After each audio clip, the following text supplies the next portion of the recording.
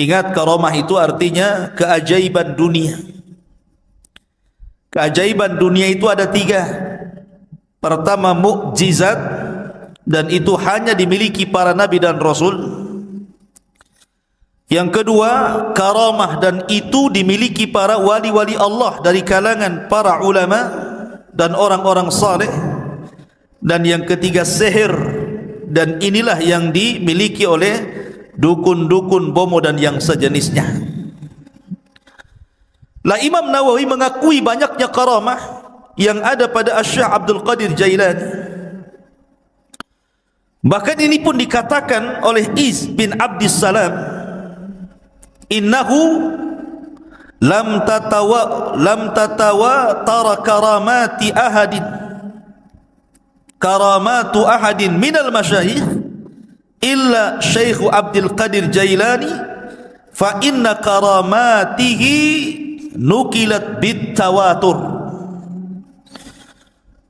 Tidak ada satupun berita yang masyhur dari para ulama dari karamah-karamah para masyayikh yang lebih masyhur, yang banyak diceritakan manusia melebihi karamahnya Syekh Abdul Qadir Jailani. Itu pengakuan ulama besar Al-Iz bin Abdissalam itu. Bahkan Imam Zahabi memuji luar biasa. Ingat, kalau sudah Imam Zahabi yang bicara, berarti orang ini bukan kaleng-kaleng. Orang ini orang betul. Ya. Kata Imam Zahabi rahimahullahu ta'ala ketika mensifati Syekh Abdul Qadir Jailani, dia mengatakan Asy-Syaikhul Imam Al-Alim Az-Zahid Al-Arif Al-Qudwatu Syekhul Islam Alamul Awliya Muhyiddin Abu Muhammad Abdul Qadir Ibn Abi Saleh Abdullah Al-Jailani rahimahullahu ta'ala.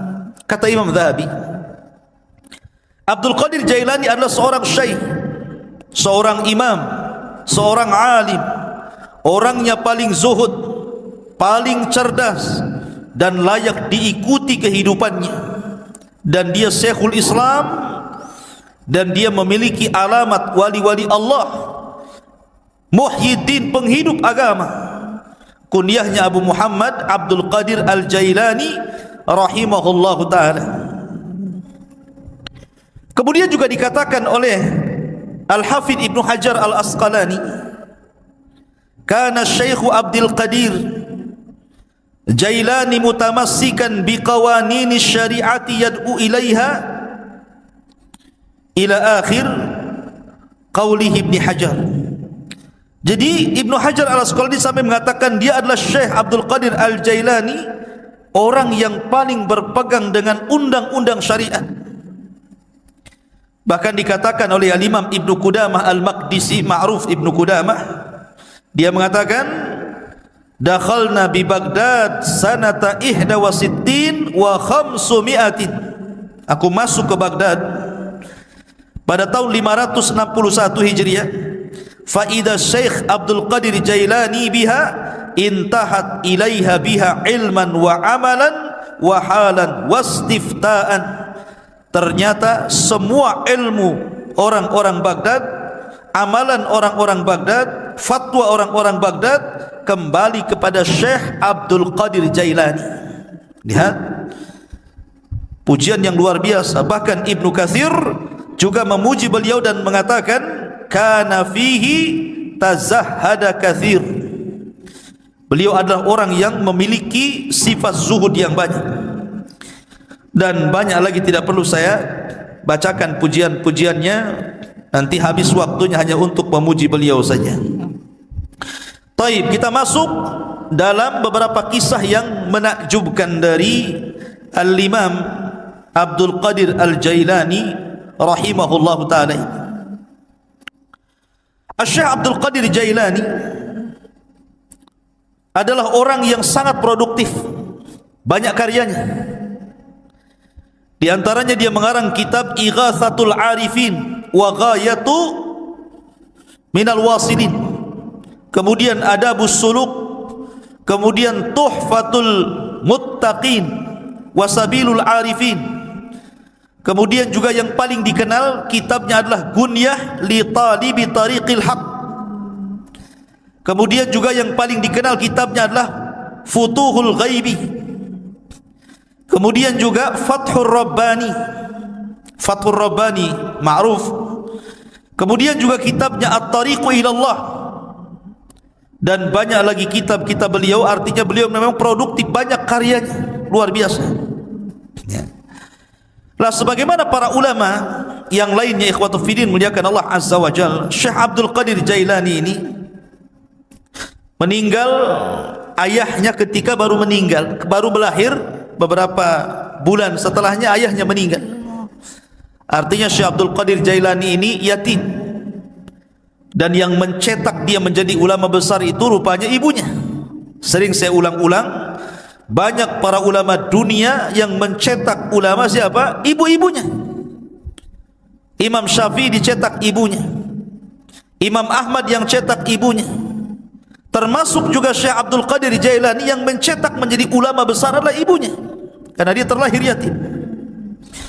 Ibunya adalah wanita yang sangat salihah, dan nasabnya saya katakan tadi sampai kepada Husain ibn Ali, artinya dia seorang Husainiyah, wanita dari ahli bait, keturunan Husain ibn Ali ibn Abi Talib radhiyallahu anhu.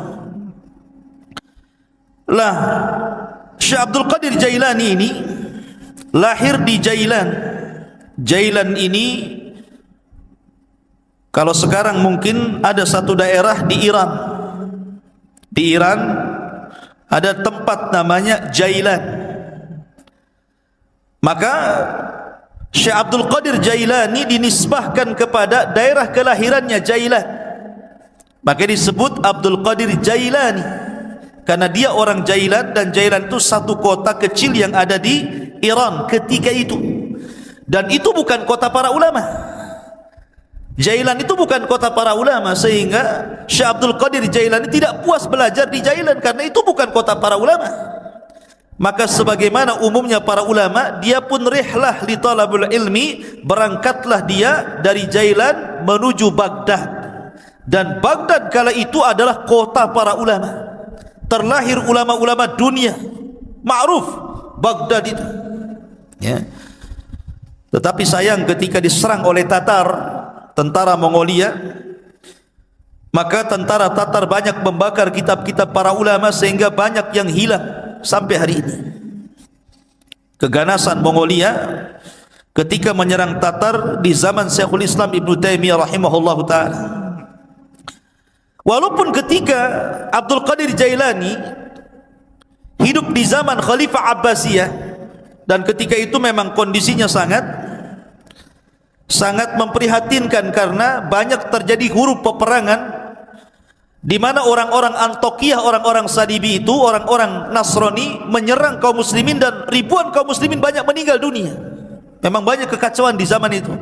Tetapi walaupun demikian, Baghdad itu masih negara atau kota yang sangat dicintai para talabatul ilmi karena masih banyak ulama yang hidup di situ.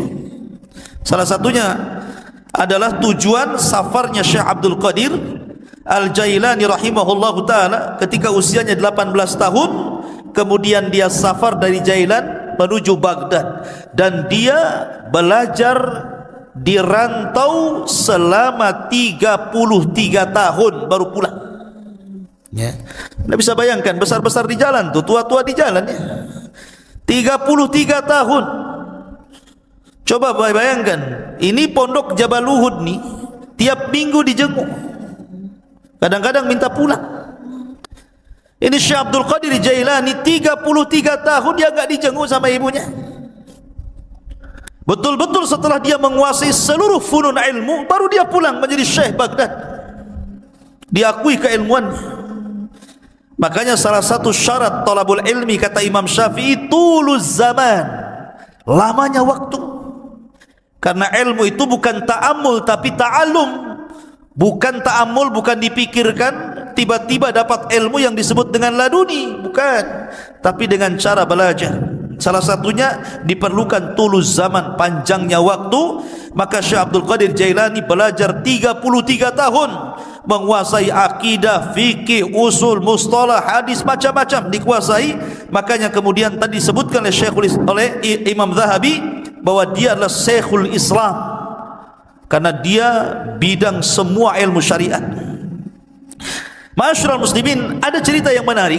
Di sini mulai ceritanya nih.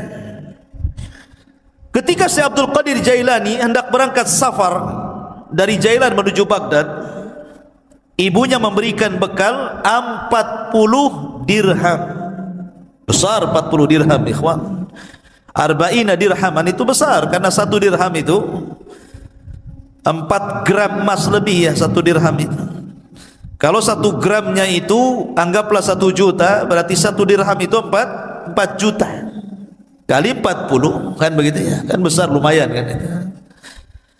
Ibunya memesankan kepada Syekh Abdul Qadir Jailani, la taqdzib ala ahad, la taqdzib ala ahad, jangan kau berdusta kepada siapapun, jadi anak yang jujur. Dipegang itu wasiat ibunya itu. Berangkat dia dari Jailan menuju Baghdad.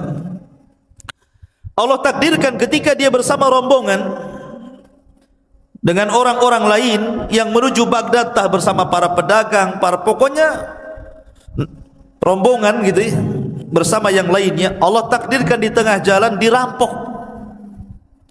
Datang para perampok ini, perompak padang pasir ini. Ya, bukan bajak laut, bajak padang pasir. Ya, karena di padang pasir kan itu. Jadi dikepunglah itu orang-orang, termasuk di dalamnya Syekh Abdul Qadir Jailani. Maka semua barang-barang orang itu diambil, namanya rampok. Yang ngerampok lah kan, diambil barangnya. Giliran terakhir kepada Syekh Abdul Qadir Jailani. Kamu punya barang apa? Kata Syekh Abdul Qadir Jailani, indi arba'ina dinar. Ngaku pula nih, saya punya 40 dinar. Dicari, nggak ketemu. Ya. Kamu bilang kamu punya uang 40 dinar. Kata Syekh Abdul Qadir Jailani, iya saya punya 40 dinar. Mana uang itu? Akhirnya dicari-cari ketemu. Ini ketua rampok ini heran. Biasanya kalau orang mau dirampok dan punya uang, pasti tidak akan ngaku tuh. Apalagi Syekh Abdul Qadir Jailani ini menyembunyikan uang itu di tempat yang sangat rapi, susah untuk ditemukan. Tapi jujur dia ingat kata-kata ibunya, jangan dusta. Walaupun yang nanya perampok ngomong saja. Itu maksudnya. Jadi rampok ini mengatakan kepada Syekh Abdul Qadir Jailani, kenapa kamu mengaku kamu punya uang arba'ina dinar, 40 dinar itu? Maka dia mengatakan, karena aku sudah berjanji kepada Allah, kemudian kepada ibuku dan kepada diriku sendiri, alla aqdzib ahadan, aku tidak mungkin dusta kepada siapapun, termasuk kepada kamu wahai para perampok. Dari situ tersentuh dari kata-kata Syekh Abdul Qadir Jailani, maka rampok ini seumur hidup tidak pernah menangis. Ketika itu dia meneteskan air mata karena melihat kejujuran Syekh Abdul Qadir Jailani, dan setelah itu dia bertobat dari rampoknya. Perampok tobat karena melihat kejujuran Syekh Abdul Qadir Jailani. Karamah ikhwan ya. Ma'asyiral muslimin yang dimuliakan Allah Azza wa Jalla. Kemudian ketika dia sampai saja di kota Baghdad, ingat kota Baghdad itu sekali lagi itu ibu kota, kota yang metropolitan bahasa kita, semua serba mahal ya. Sementara bekal Syekh Abdul Qadir Jailani ini hanya bisa dimakan beberapa hari dan bulan, tidak bisa bertahan bertahun-tahun. Makanya disebutkan oleh para ulama bagaimana kesabaran Syekh Abdul Qadir Jailani ketika menuntut ilmu, ikhwan. Dijelaskan bahwa gini, jadi disebutkan oleh Al-Hafidh Ibnu Rajab Al-Hambali rahimahullahu ta'ala dalam kitabnya Dhailut Tabaqat Al-Hambali. Jadi Syekh Abdul Qadir Jailani ini karena sudah habis bekal sama sekali, nggak ada yang dimakan. Akhirnya kemudian dia pun selalu datang ke sungai. Jadi sungai itu, di tepi sungai itu biasanya orang-orang pasar. Orang-orang pasar itu kalau tidak laku, maka sayuran-sayuran itu dibuang di tepi sungai itu. Jadi Syekh Abdul Qadir Jailani kalau sudah tutup pasar, dia nunggu di situ. Jadi kalau ada sayur yang dibuang, maka dia kutip, dia bersihkan, dia bawa pulang, dia makan. Sampai suatu ketika memang lapar betul. Maka sebagaimana kebiasaannya, karena ingat dia punya izzah ya, kemuliaan, dia tidak mau minta siapapun, tidak mau jadi pengemis maknanya. Lah suatu ketika dia sudah menunggu, rupanya di sungai pun banyak juga orang yang sama seperti dia kelaparannya. Ketika sampai sudah habis sayur yang dibuang itu karena diambil orang. Bertiga hari berturut-turut datang ke situ sudah enggak ada, datang ke situ sudah enggak ada. Akhirnya dia 3 hari tidak makan, hanya minum, lemes, hampir mati. Paksalah kemudian dia duduk di majelis Yasin. Lah ketika dia duduk itulah dia sudah lemas, sudahlah, dah pasrah, matilah kan itu kelaparan. Rupanya ada anak muda datang dari kejauhan masuk ke masjid bawa roti sama daging panggang. Dimakan di hadapan dia, ditengokin. Setiap dia makan roti, Abdul Qadir Jailani yang melihat dari kejauhan ikut mangap juga. Nama orang lapar. Lihat orang makan ikut lapar kan itu kan. Tengok dia makan mangap juga. Ya. Tengok dia ngunyah juga. Padahal nggak ada yang dikunyah. Orang lapar seperti Fata Morgana kan itu dilihatnya. Akhirnya anak muda yang makan ini memperhatikan Syekh Abdul Qadir Jailani ini aneh. Ya, didekati akhirnya dan ditanya, kamu ini siapa? Ya. Dan dari mana? Kemudian dia mengatakan, ana Abdul Qadir dari Jailan. Peranjat anak muda ini dan mengatakan, saya juga dari Jailan, sama dengan kamu. Siapa namamu tadi? Abdul Qadir. Siapa nama ayahmu? Si Anu. Siapa nama ibumu? Si Anu. Mana kampungmu ini? Gitu. Langsung gemetar orang ini ya. Dan mengatakan, sesungguhnya ibumu itu menitipkan uang kepadaku untuk dihantar kepadamu dan beberapa roti. Aku sudah putus asa mencarimu, sampai roti yang dititipkan ibumu ku makan juga, tapi aku takut mengambil uangmu, sehingga terpaksa aku makan bangkai karena darurah. Rupanya Allah takdirkan saya ketemu di masjid ini dengan kamu, wahai Abdul Qadir. Ini uang yang dititipkan ibumu kepadaku, ambillah. Tolong ikhlaskan roti yang dititipkan ibumu yang sudah kumakan. Ya. Lihat bagaimana kondisi Syekh Abdul Qadir Jailani. Ini thalabul ilmi namanya ya, kelaparan gitu. Mana ada di Jabal Uhud kelaparan, yang ada dibuang-buang. Enggak habis lauknya masih banyak kan itu. Ya, kenapa? Udah makan nambah lagi di warung. Thalabul ilmi sekarang dipenuhi makanan, bukan dipenuhi ilmu. Di lemarinya bukan kitab, Indomie. Ma'asyiral muslimin yang dimuliakan Allah Azza wa Jalla. Jadi begitulah Syekh Abdul Qadir Jailani rahimahullahu taala, kesabaran dalam menuntut ilmu. Ada kisah yang menarik juga ya kawan.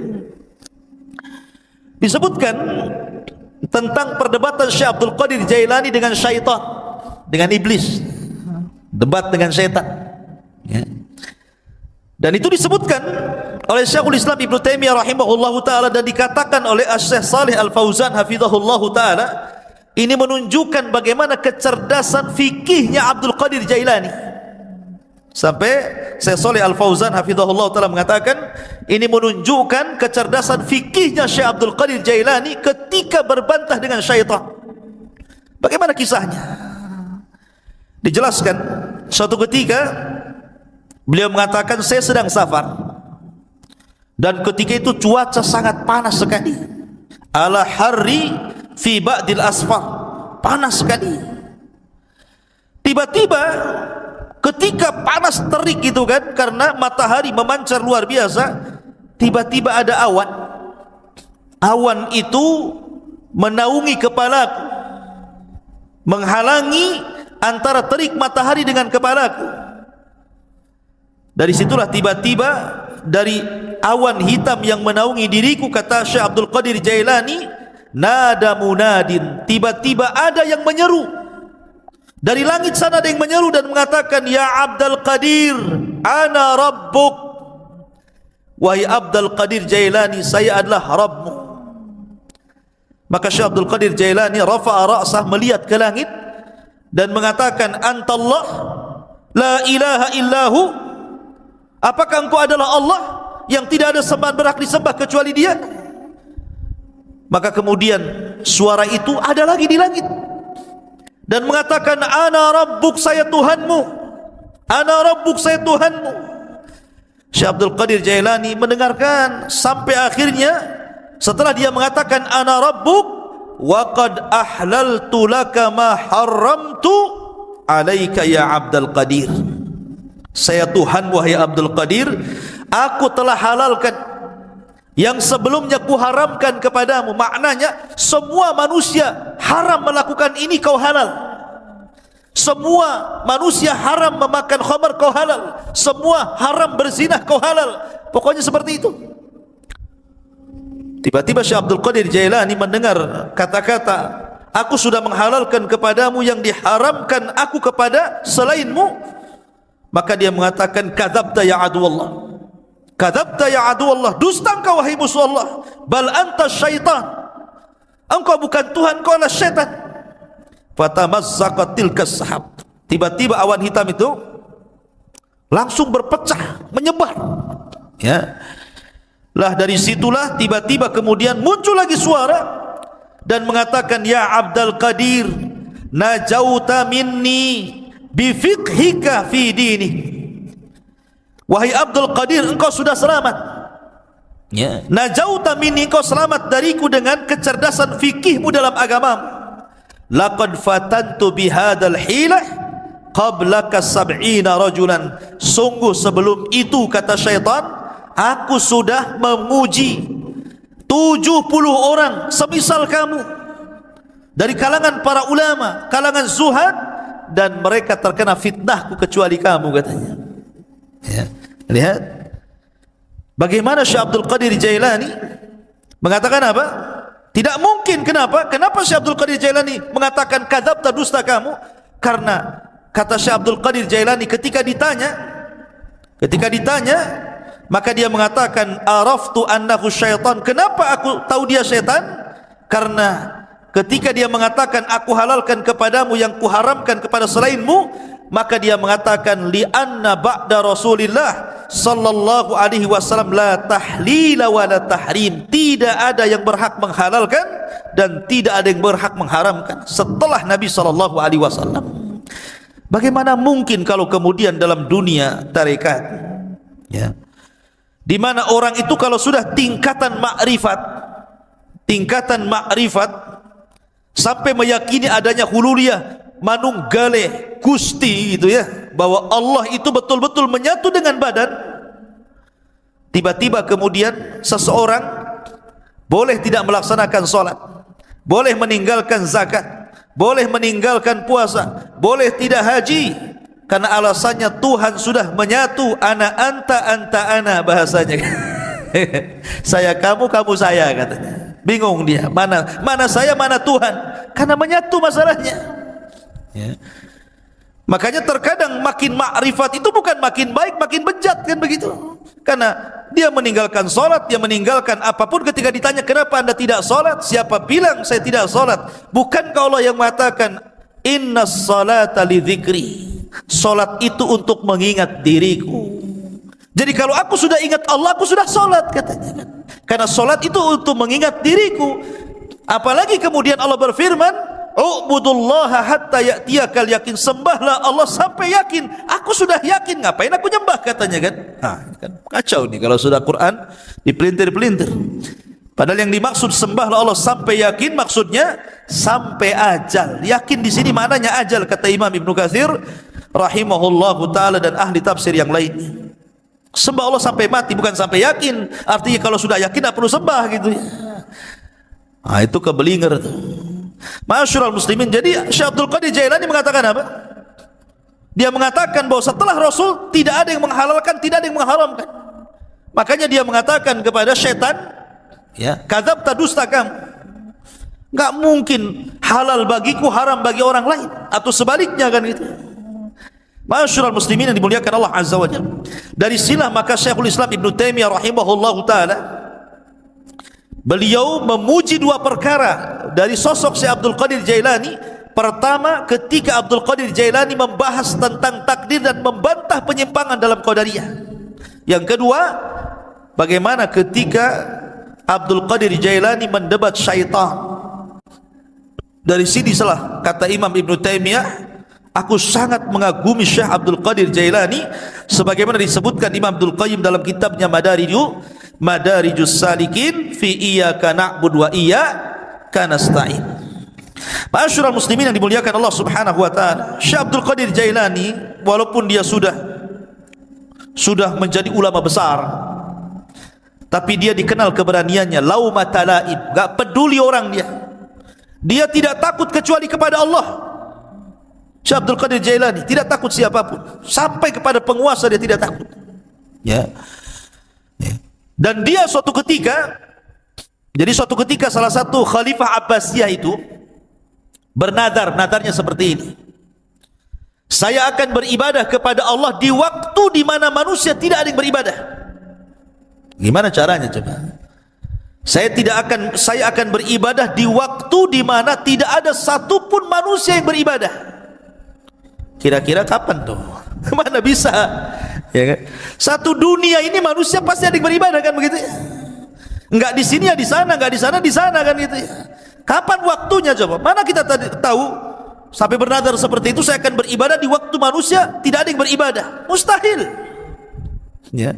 Karena setiap detik, setiap menit itu pasti ada orang beribadah di mana-mana.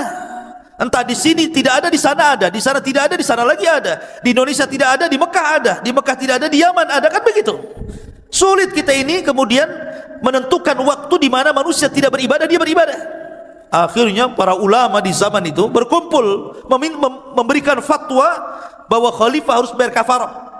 Karena mustahil beribadah di waktu di mana manusia tidak beribadah. Khalifah harus bayar kafaratul yamin. Puasa 3 hari berturut-turut atau memberi makan 10 fakir miskin. Tiba-tiba Syekh Abdul Qadir Jailani mengatakan, tidak.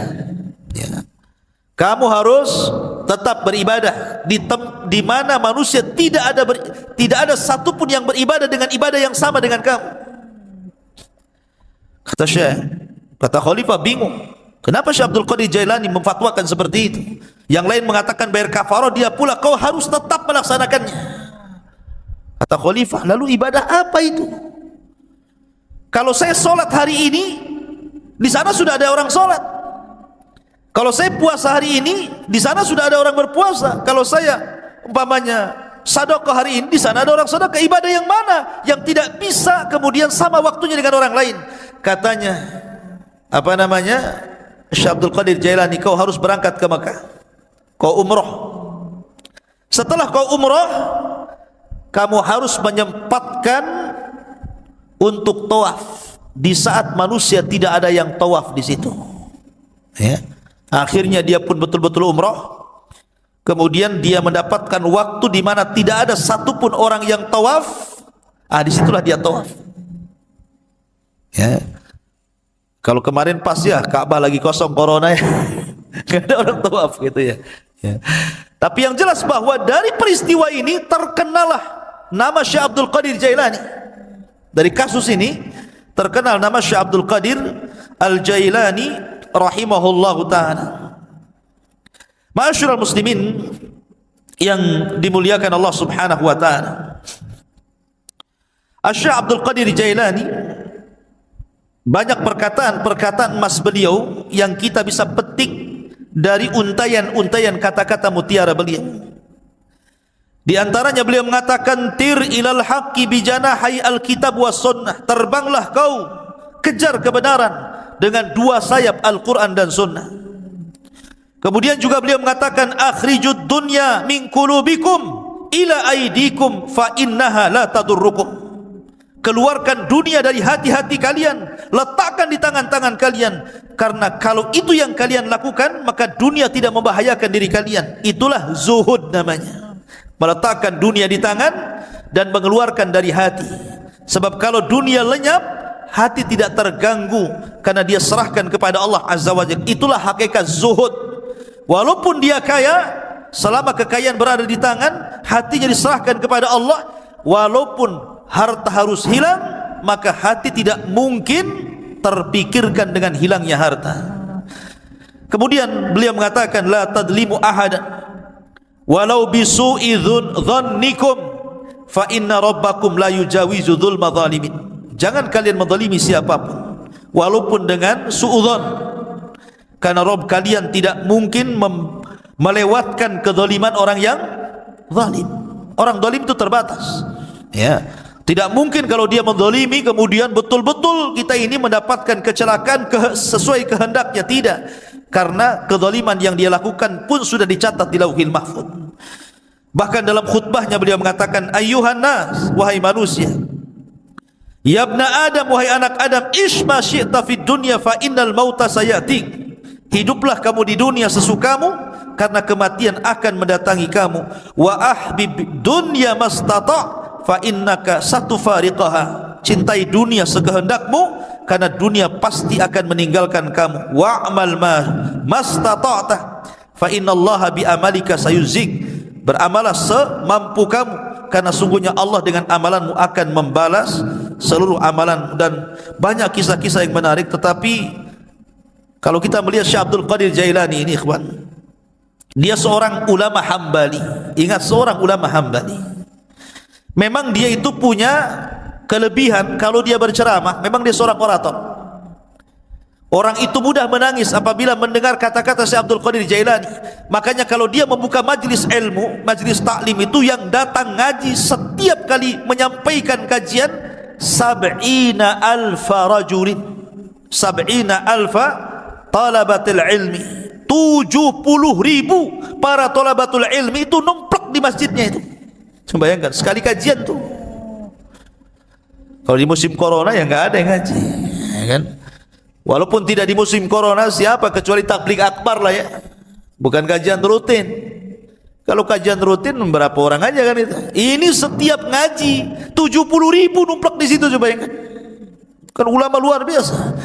Ya, makanya kemudian terlahir para ulama dari Syekh Abdul Qadir Jailani.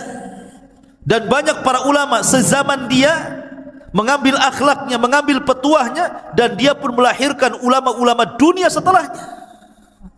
Tetapi para pengikut setelahnya sampai hari ini banyak yang gulu ekstrim, melampaui batas, bahkan memuji Syekh Abdul Qadir Jailani melebihi kapasitas dia sebagai manusia. Bahkan ada yang sampai menuhankan, naudzubillah, ya, sampai menuhankan Syekh Abdul Qadir Jailani. Dia manusia, dia ulama, sama dengan ulama-ulama yang lainnya, karyanya banyak. Terkadang orang-orang yang mengkultuskan Syekh Abdul Qadir Jailani, dia sendiri tidak paham siapa Abdul Qadir Jailani, bagaimana karya-karyanya, bagaimana pengetahuannya, bagaimana pendapat-pendapat dia seputar solat, seputar zakat, seputar puasa, muamalah. Kadang nggak paham. Ya, dia hanya terbawa cerita orang, terkadang cerita khurafat-khurafat yang ditimbulkan yang tidak ada sanad kepada beliau, akhirnya mengkultuskan dan sampai menuhankan, naudzubillah. Ingat bahwa manusia tetaplah manusia.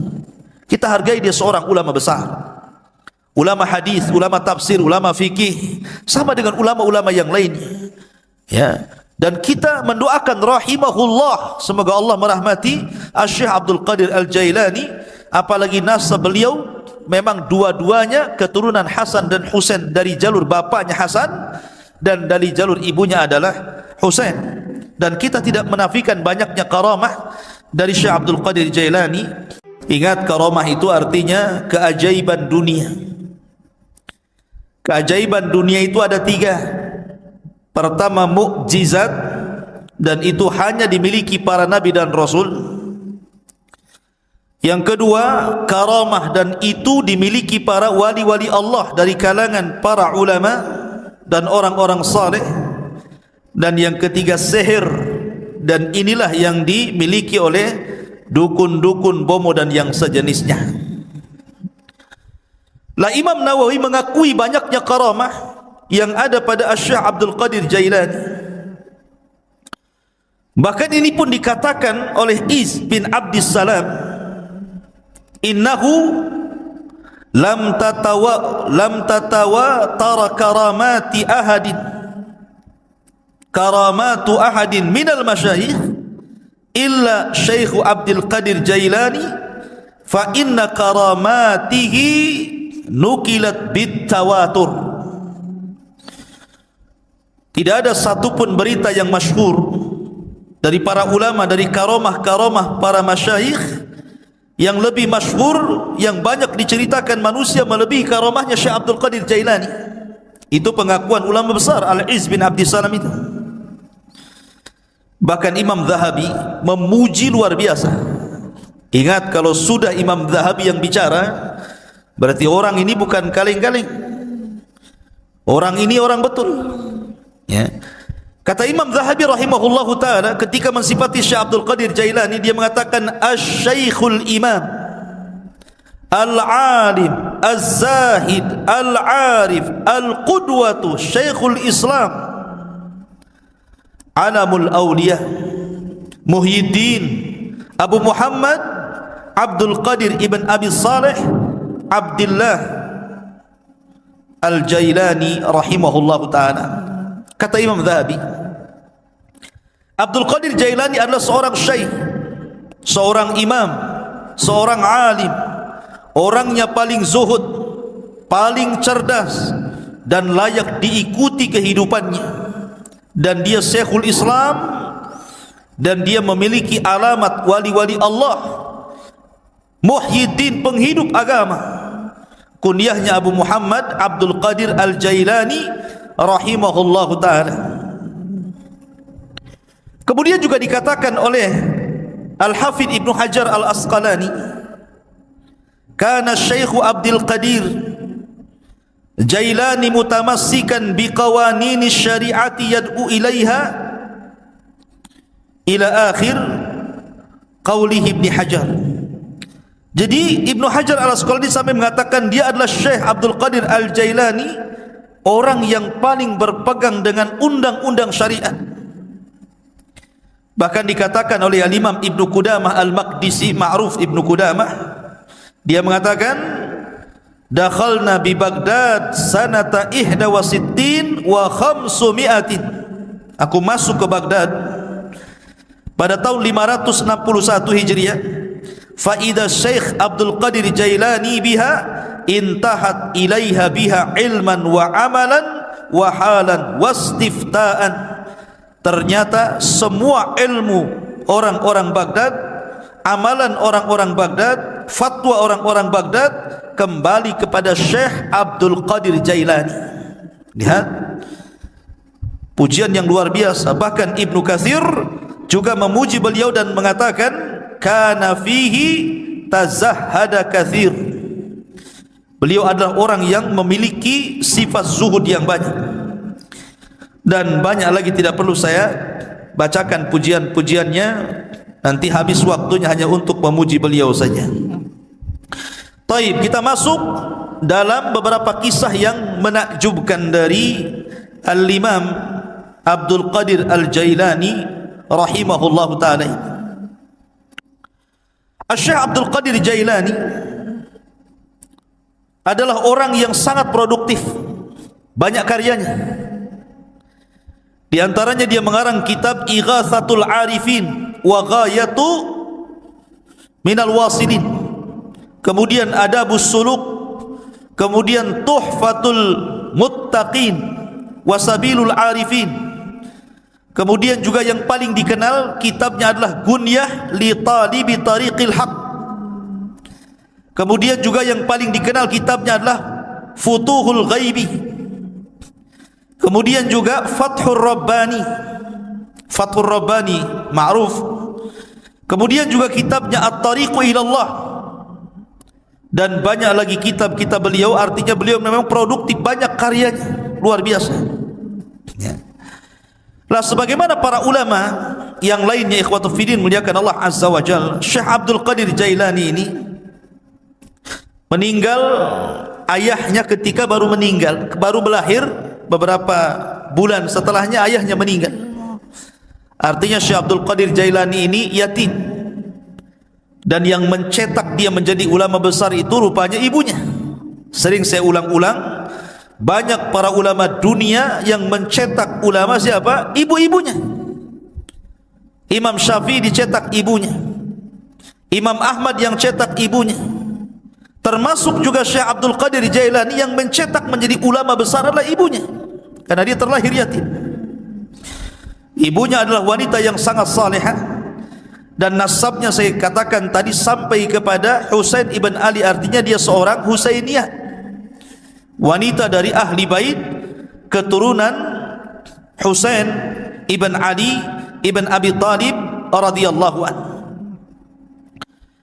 Lah, Syekh Abdul Qadir Jailani ini lahir di Jailan.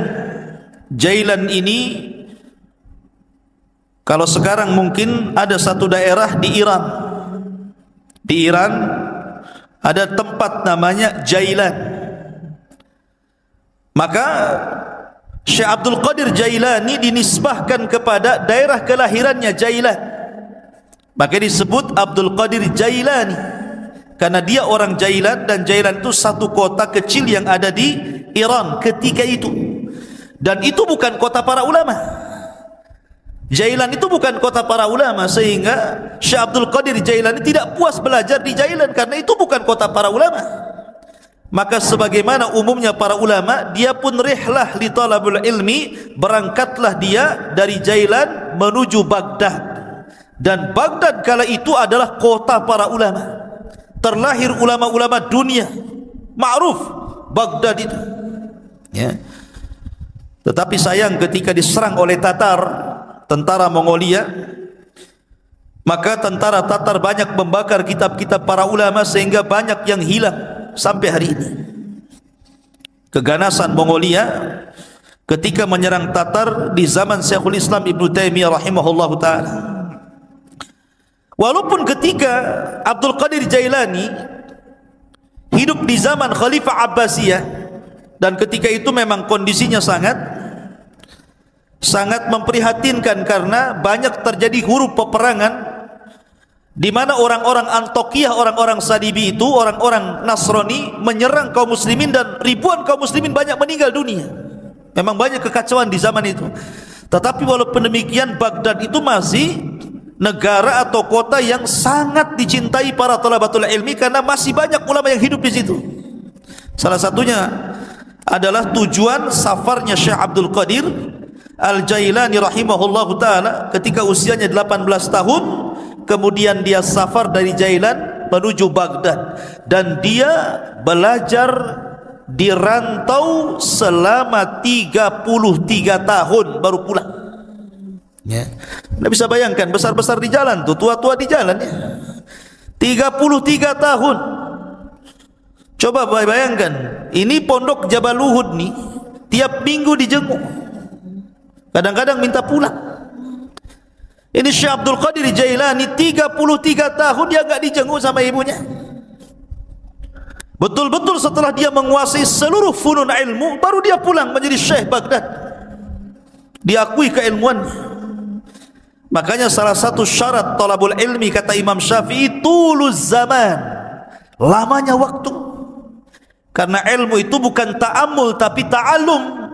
Bukan ta'ammul, bukan dipikirkan tiba-tiba dapat ilmu yang disebut dengan laduni, bukan, tapi dengan cara belajar. Salah satunya diperlukan tuluz zaman, panjangnya waktu. Maka Syekh Abdul Qadir Jailani belajar 33 tahun, menguasai akidah, fikih, usul, mustalah, hadis, macam-macam dikuasai. Makanya kemudian tadi disebutkan oleh Imam Zahabi bahwa dia adalah Syekhul Islam, karena dia bidang semua ilmu syariat. Ma'asyiral muslimin, ada cerita yang menarik. Di sini mulai ceritanya nih. Ketika Syekh Abdul Qadir Jailani hendak berangkat safar dari Jailan menuju Baghdad, ibunya memberikan bekal 40 dirham. Besar 40 dirham, ikhwan. Arba'ina dirhaman itu besar, karena satu dirham itu 4 gram emas lebih ya, satu dirham itu. Kalau 1 gramnya itu anggaplah 1 juta, berarti 1 dirham itu 4 juta kali 40, kan begitu ya, kan besar, lumayan kan itu.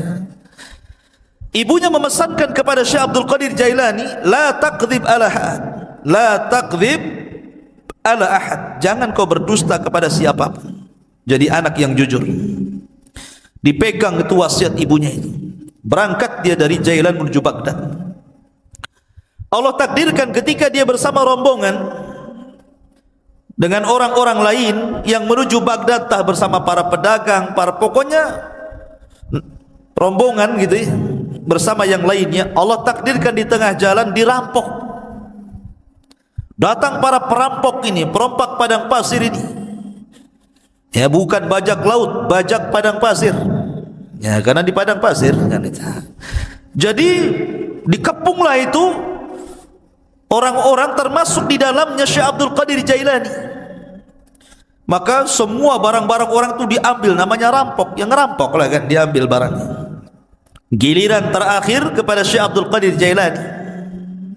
Kamu punya barang apa? Kata Syekh Abdul Qadir Jailani, indi arba'ina dinar. Ngaku pula nih, saya punya 40 dinar. Dicari, nggak ketemu. Ya. Kamu bilang kamu punya uang 40 dinar. Kata Syekh Abdul Qadir Jailani, iya saya punya 40 dinar. Mana uang itu? Akhirnya dicari, ketemu. Ini ketua rampok ini heran. Biasanya kalau orang mau dirampok dan punya uang, pasti tidak akan ngaku tuh. Apalagi Syekh Abdul Qadir Jailani ini menyembunyikan uang itu di tempat yang sangat rapi, susah untuk ditemukan. Tapi jujur dia ingat kata-kata ibunya, jangan dusta. Walaupun yang nanya perampok ngomong saja. Itu maksudnya. Jadi rampok ini mengatakan kepada Syekh Abdul Qadir Jailani, kenapa kamu mengaku kamu punya uang arba'ina dinar, 40 dinar itu? Maka dia mengatakan, karena aku sudah berjanji kepada Allah, kemudian kepada ibuku dan kepada diriku sendiri, alla akdzib ahadan. Aku tidak mungkin dusta kepada siapapun, termasuk kepada kamu wahai para perampok.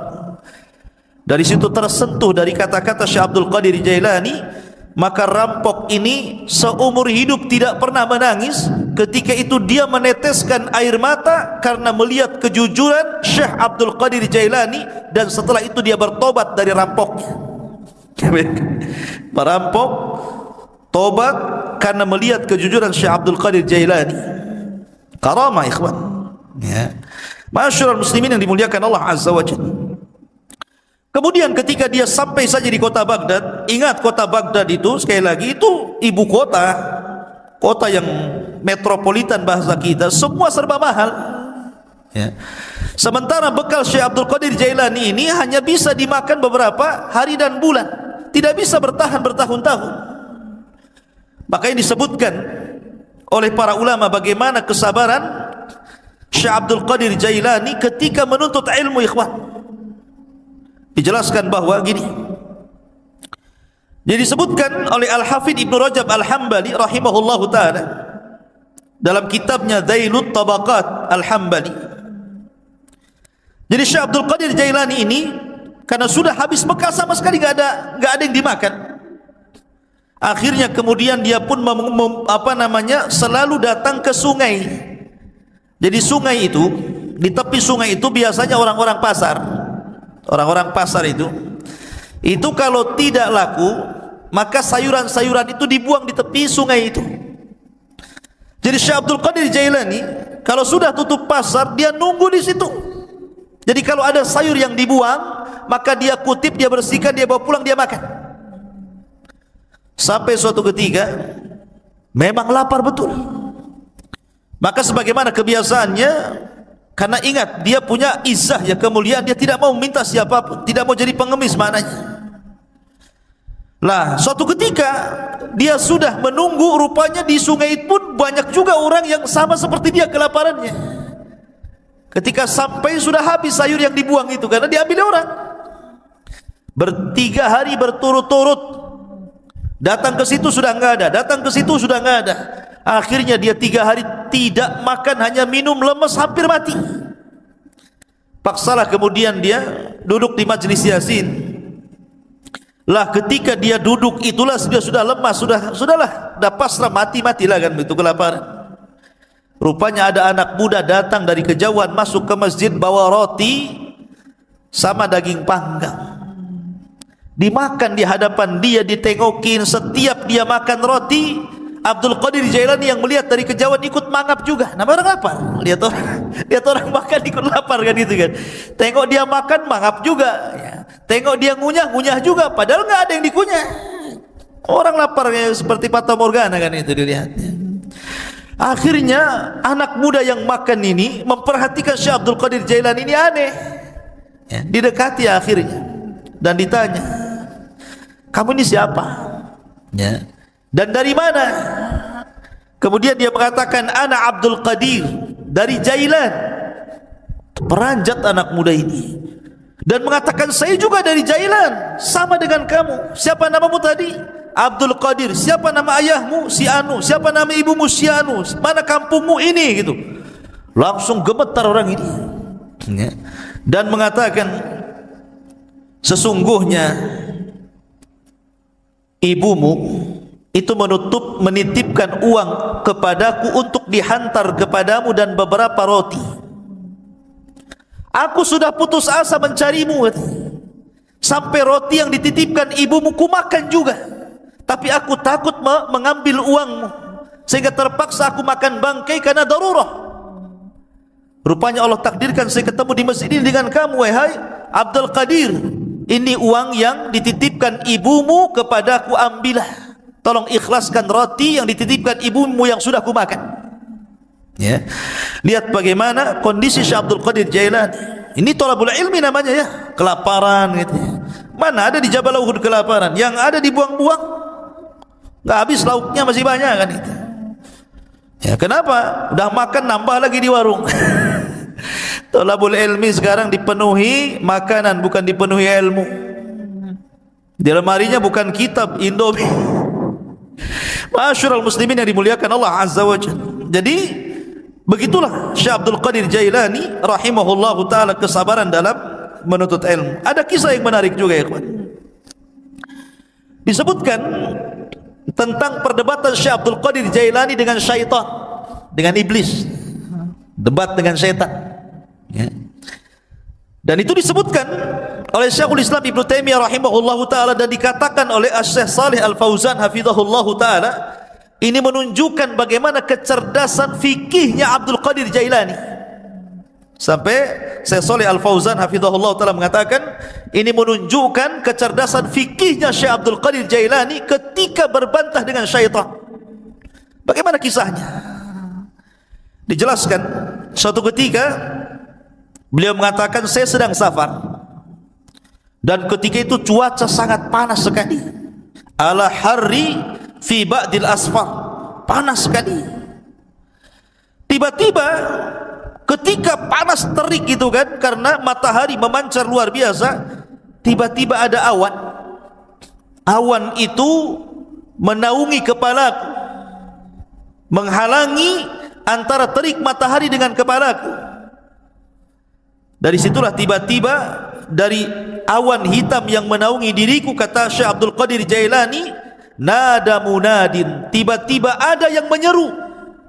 Dari langit sana ada yang menyeru dan mengatakan, ya Abdul Qadir, ana rabbuk. Wahai Abdul Qadir Jailani, saya adalah Rabbmu. Maka Syekh Abdul Qadir Jailani rafa'a ra'sah, melihat ke langit dan mengatakan, antallah la ilaha illahu. Apakah engkau adalah Allah yang tidak ada sembahan berhak disembah kecuali Dia? Maka kemudian suara itu ada lagi di langit dan mengatakan, ana rabbuk, saya Tuhanmu. Ana rabbuk, saya Tuhanmu. Syekh Abdul Qadir Jailani mendengarkan sampai akhirnya, setelah dia mengatakan ana rabbuk, wa qad ahlaltu laka ma haramtu alaika ya Abdul Qadir. Saya Tuhan wahai Abdul Qadir, aku telah halalkan yang sebelumnya kuharamkan kepadamu. Maknanya semua manusia haram melakukan ini, kau halal. Semua manusia haram memakan khamar, kau halal. Semua haram berzinah, kau halal.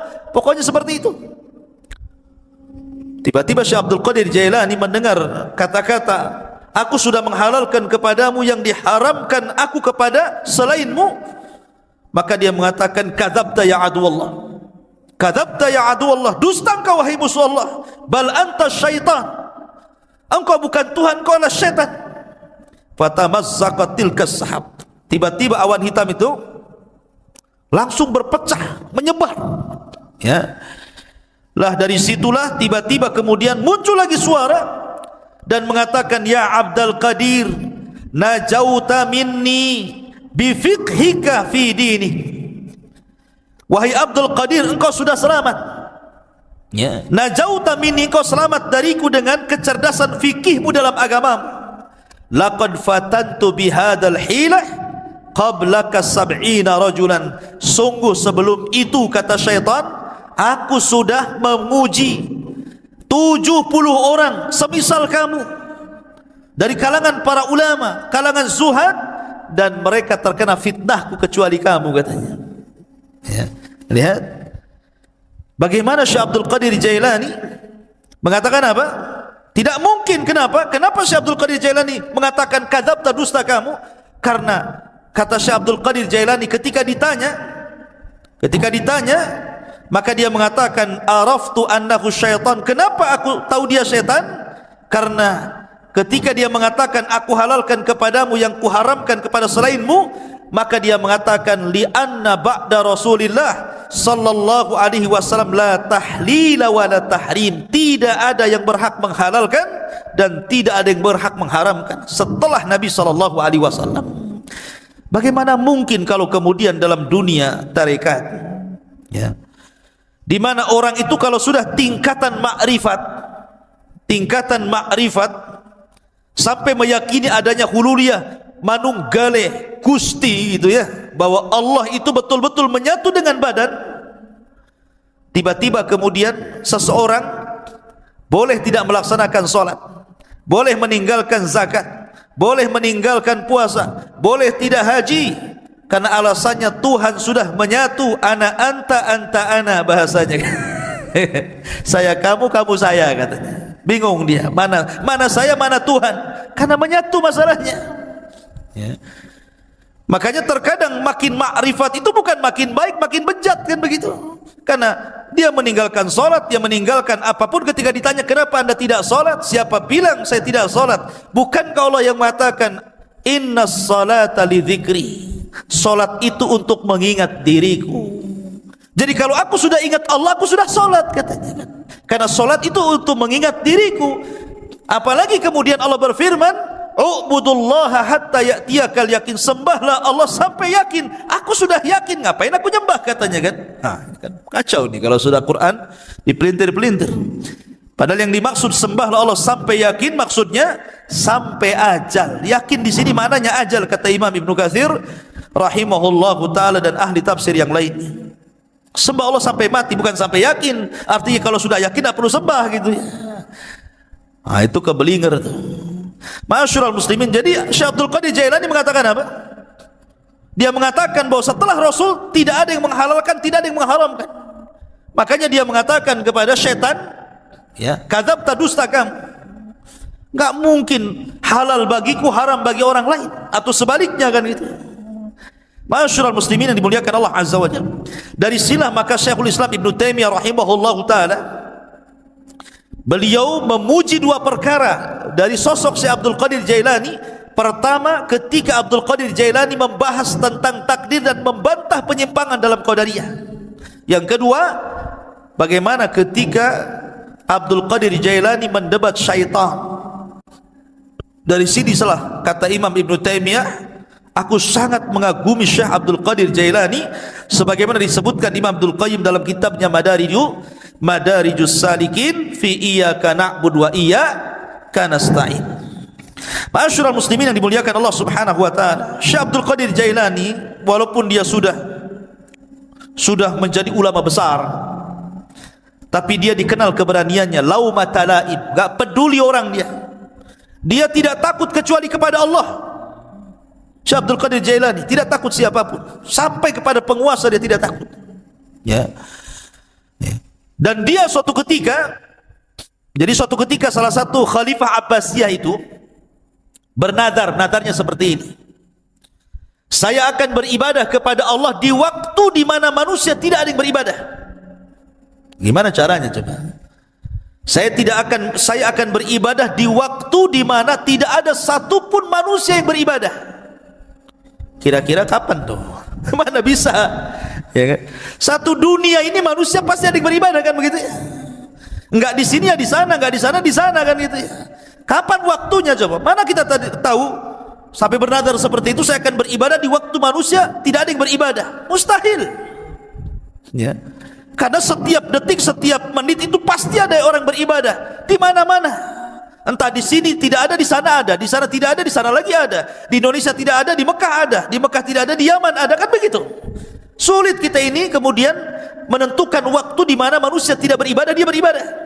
Akhirnya para ulama di zaman itu berkumpul memberikan fatwa bahwa khalifah harus bayar kafarah. Karena mustahil beribadah di waktu di mana manusia tidak beribadah. Khalifah harus bayar kafaratul yamin. Puasa 3 hari berturut-turut atau memberi makan 10 fakir miskin. Tiba-tiba Syekh Abdul Qadir Jailani mengatakan, tidak. Ya. Kamu harus tetap beribadah di mana manusia tidak ada satupun yang beribadah dengan ibadah yang sama dengan kamu. Kata Syekh, kata Khalifah bingung. Kenapa Syekh Abdul Qadir Jailani memfatwakan seperti itu? Yang lain mengatakan bayar kafarah, dia pula kau harus tetap melaksanakannya. Kata Khalifah, lalu ibadah apa itu? Kalau saya solat hari ini, di sana sudah ada orang solat. Kalau saya puasa hari ini, di sana sudah ada orang berpuasa. Kalau saya umpamanya sedekah hari ini, di sana ada orang sedekah. Ibadah yang mana yang tidak bisa kemudian sama waktunya dengan orang lain? Katanya, Syekh Abdul Qadir Jailani, kau harus berangkat ke Mekah. Kau umrah. Setelah kau umrah, kamu harus menyempatkan untuk tawaf di saat manusia tidak ada yang tawaf di situ. Ya. Akhirnya dia pun betul-betul umrah. Kemudian dia mendapatkan waktu di mana tidak ada satupun orang yang tawaf. Disitulah dia tawaf. Ya. Kalau kemarin pas ya Ka'bah lagi kosong corona ya, nggak ada orang tawaf gitu ya. Ya. Tapi yang jelas bahwa dari peristiwa ini terkenalah nama Syekh Abdul Qadir Jailani. Dari kasus ini terkenal nama Syekh Abdul Qadir Al-Jailani rahimahullahu ta'ala. Ma'asyiral muslimin yang dimuliakan Allah subhanahu wa ta'ala, Syekh Abdul Qadir Jailani banyak perkataan-perkataan emas beliau yang kita bisa petik dari untayan-untayan kata-kata mutiara beliau. Di antaranya beliau mengatakan, tir ilal haqqi bijanahi alkitab was sunnah. Terbanglah kau kejar kebenaran dengan 2 sayap Al-Quran dan Sunnah.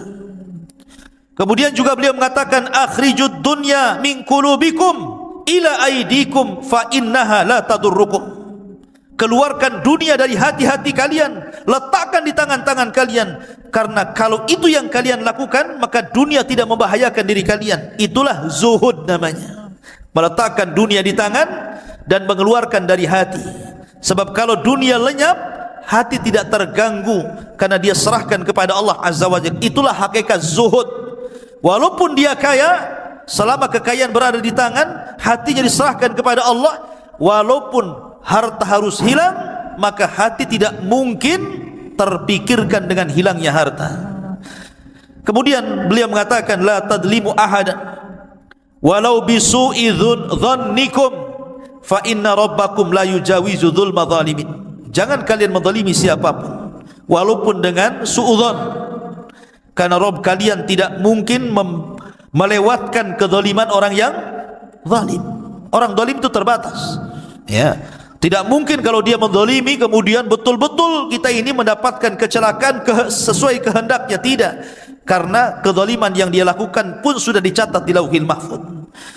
Bahkan dalam khutbahnya beliau mengatakan, ayyuhan nas, wahai manusia, ya ibna Adam, wahai anak Adam, ish ma syi'ta fid dunya fa innal mauta sayatik. Hiduplah kamu di dunia sesukamu, karena kematian akan mendatangi kamu. Wa ahbib dunya mastata' fa innaka satufariqaha. Cintai dunia sekehendakmu, karena dunia pasti akan meninggalkan kamu. Wa'mal ma mastata'ta fa innallaha bi amalika sayuzik. Beramalah semampu kamu, karena sungguhnya Allah dengan amalanmu akan membalas seluruh amalan. Dan banyak kisah-kisah yang menarik. Tetapi kalau kita melihat Syekh Abdul Qadir Jailani ini, ikhwan, dia seorang ulama Hambali. Ingat, seorang ulama Hambali. Memang dia itu punya kelebihan, kalau dia berceramah, memang dia seorang orator. Orang itu mudah menangis apabila mendengar kata-kata Syekh Abdul Qadir Jailani.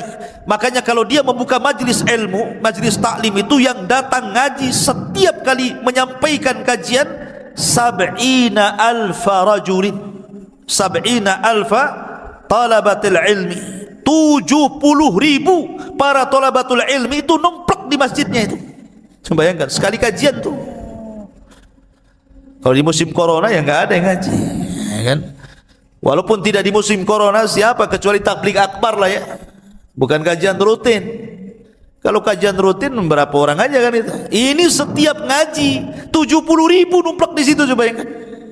Kan ulama luar biasa. Ya, makanya kemudian terlahir para ulama dari Syekh Abdul Qadir Jailani. Dan banyak para ulama sezaman dia mengambil akhlaknya, mengambil petuahnya, dan dia pun melahirkan ulama-ulama dunia setelahnya.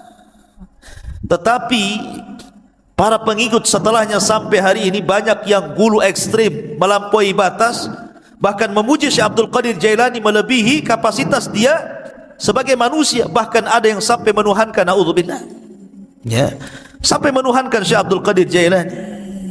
Dia manusia, dia ulama, sama dengan ulama-ulama yang lainnya, karyanya banyak.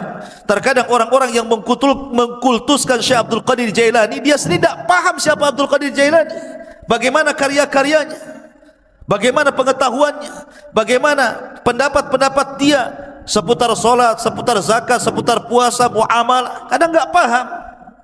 Ya, dia hanya terbawa cerita orang, terkadang cerita khurafat-khurafat yang ditimbulkan yang tidak ada sanad kepada beliau, akhirnya mengkultuskan dan sampai menuhankan, naudzubillah. Ingat bahwa manusia tetaplah manusia.